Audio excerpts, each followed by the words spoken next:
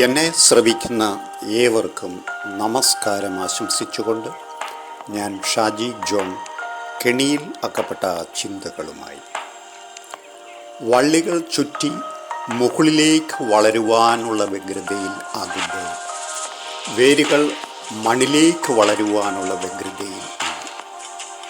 കിളികൾ ആകാശം ലക്ഷ്യമാക്കി പറക്കുവാൻ വെമ്പൽ കൊള്ളുമ്പോൾ മനുഷ്യൻ ഈ ഭൂമിയുടെ പ്രതലത്തിലൂടെ നടക്കുവാൻ വെമ്പൽ കൊള്ളുന്നു. മുകളിലേക്ക് ചുറ്റുക, മണ്ണിനടിയിലേക്ക് ഒളിക്കുക, ആകാശത്തിലൂടെ പറക്കുക, വെള്ളത്തിലൂടെ നീന്തുക, ഭൂമിയുടെ ഉപരിതലത്തിലൂടെ നടക്കുക തുടങ്ങിയവയൊക്കെ സ്വയത്തമായ ജീവൻ്റെ തുടുപ്പുകളാണ്.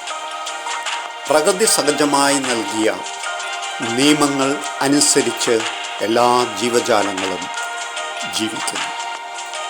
ജീവൻ നഷ്ടമാകുന്നതോടെ ഇവയെല്ലാം ഗർഭപാത്രമായ ഭൂമിയിലേക്ക് ലയിച്ചു ചേരുന്നു.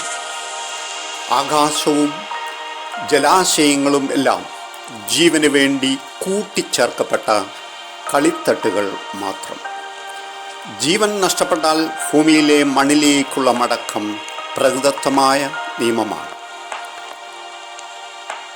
ഒരു പിടി ജീവജാലങ്ങൾ ജീവൻ സുരക്ഷിതമായി സൂക്ഷിക്കുന്നത് മണ്ണിനടിയിൽ ആണ്.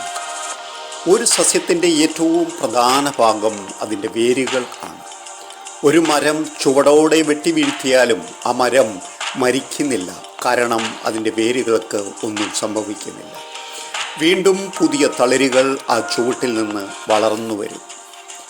തഴച്ചു മുകളിലേക്ക് വളരുന്ന വള്ളിയും ആകാശമുട്ടെ പറന്നു നടക്കുന്ന പരുന്തും ഒരു നാൾ താഴേക്ക് വീണ് ഈ മണ്ണിനോട് ചേരേണ്ടതായി വരും.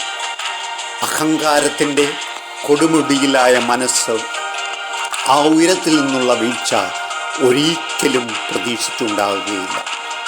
എന്നും ഉയരത്തിൽ പറക്കാം, തന്നെ ഓട്ടത്തിൽ തോൽപ്പിക്കാൻ ആരുമില്ല എന്ന ചിന്ത കിടപ്പിലാകുന്നതുവരെ മാത്രം.